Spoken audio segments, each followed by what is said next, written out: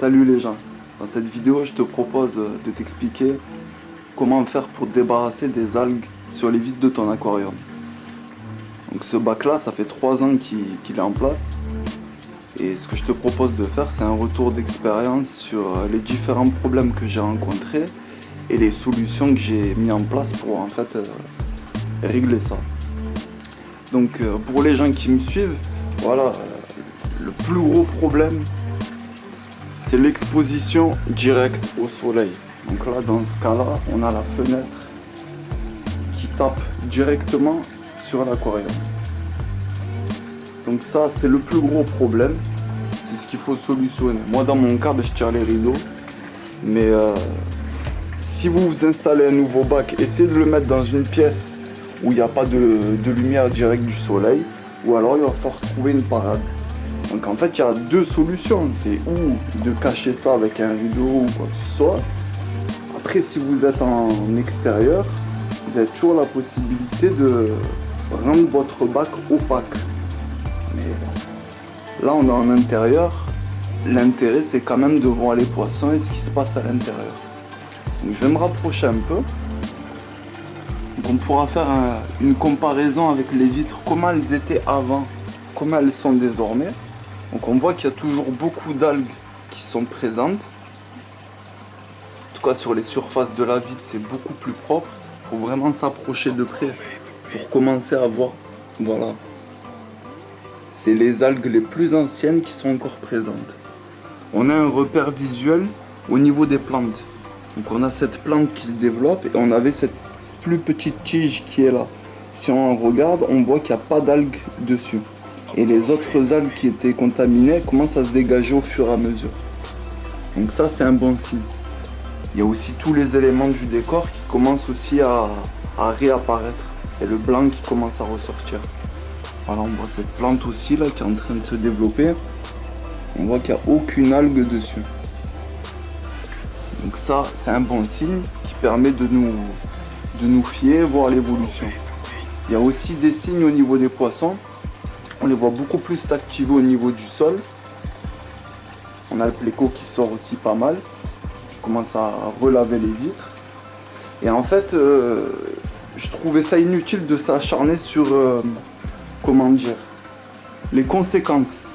C'est-à-dire laver excessivement les parois de son aquarium. Je trouvais ça inutile, je sais qu'il y avait des problèmes. Donc ce que je vais faire avec toi, c'est que je vais t'expliquer en fait les différents problèmes par lesquels je suis passé, sachant que j'ai réglé le plus important en dernier. Ça a été mon erreur. Je me suis combattu avec des petits problèmes pendant longtemps. Sinon, il y a un autre problème aussi qui peut vous concerner, c'est la filtration. Donc, dans mon cas, on voit qu'il y a un bon débit. Donc le brassage de l'eau s'effectue quand même. Donc là, il y a un calcul à faire. En fait, mon bac il fait à peu près 250 litres. Ce que vous devez faire, c'est prendre une pompe qui effectue en fait 5 fois le débit du volume de votre aquarium par heure. C'est-à-dire dans mon cas, j'ai un aquarium qui fait 250 litres.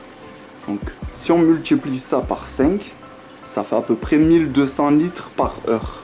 Donc il faut que j'ai une pompe à eau qui soit au minimum autour de 1000 litres pour avoir un brassage suffisant pour que voilà, les particules ne stagnent pas en fait.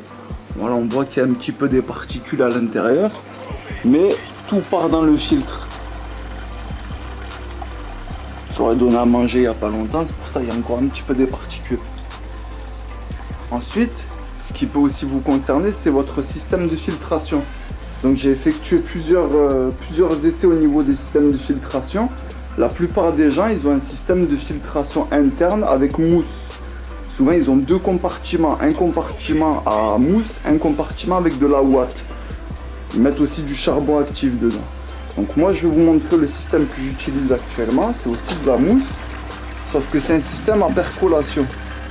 Donc en fait, l'eau, voilà, elle passe par là, elle passe par ce tube-là. Ici, moi je profite de l'espace pour faire tremper des plantes, mais ça coule ensuite par ce tube qui rentre là-dedans. le tube va ici, ça fait un coude. Et quand on enlève le pot, j'ai mis une bouteille ici. Vous allez me dire pourquoi j'ai mis une bouteille. Donc en fait la raison c'est simple, avec le débit de l'eau, ça faisait des éclaboussures. Et les éclaboussures, en fait il y avait une genre de condensation qui se créait sur les rebords. Ça commençait à goûter et donc j'avais de l'humidité dans la maison. Donc juste avec cette petite parade, ça permet en fait de contrôler le flux. Sinon on voit qu'à l'intérieur j'utilise aussi des mousses de filtration. Donc l'avantage de la percolation, en fait c'est que vos déchets ne seront pas en contact avec l'eau.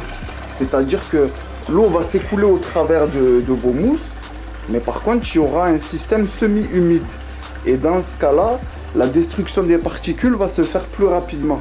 Moi le filtre, pour être honnête avec vous, je dois le changer une fois tous les 3 mois. L'eau, je ne la change jamais. L'eau, je fais que des renouvellements.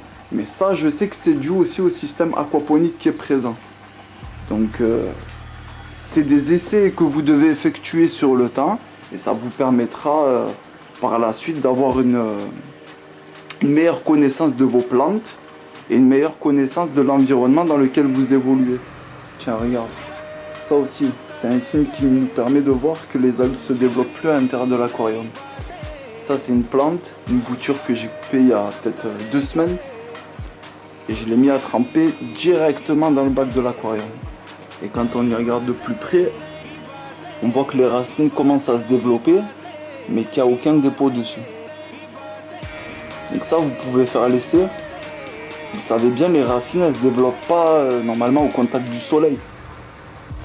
Hormis quelques rares plantes. Donc ça, c'est un signe aussi que les ultraviolets du soleil ne traversent plus. C'est un très bon signe et ça nous permet, pareil, d'être rassurés quant aux essais. Et pour finir, la lumière. Et voilà. C'est-à-dire en fait ton bac, s'il n'est pas suffisamment éclairé, tu vas avoir une compensation par des algues. Il faut que la vie se développe. Voilà, la nature a horreur du vide. Donc dans mon cas, moi j'utilise du LED. Il y a un calcul que tu dois faire, c'est utiliser entre 0,5 et 2 watts par litre d'aquarium. Dans mon cas, moi j'utilise à peu près 150 watts. Maintenant c'est à toi de varier en fonction du rendu que tu veux. Moi je pense que je vais encore essayer d'améliorer encore la puissance. Mais une chose à comprendre, c'est ce que tu dois calculer, c'est le nombre de watts rendus. Parce que moi, si on regarde bien, il nous marque LED 15 watts. Mais ça, c'est la consommation. Alors que le rendu... Parce que si vous prenez une lampe 15 watts, vous n'aurez pas ce rendu dans un aquarium. C'est la consommation. Donc faites bien attention dans ce calcul-là. C'est au niveau du rendu de lumière que vous devez faire le calcul, pas au niveau de sa consommation. Notamment si vous prenez du LED, ce que je vous conseille. Voilà, si tu as suivi ces conseils, je pense que normalement tu seras plus embêté par les algues. Tu retrouveras un aquarium plus ou moins potable. Après tu devrais mettre un petit peu les mains de temps en temps. Au pire tu peux prendre un pléco, ça peut finir le travail. Maintenant c'est à toi aussi de respecter un peu des consignes simples. Et ça t'évitera de rendre, comment dire, de rendre les choses qui sont agréables à la base, de les rendre contraignantes. Voilà, on fait pas ça pour ça. Sur ce, je te laisse, prends soin de toi et je te dis à plus. Ciao.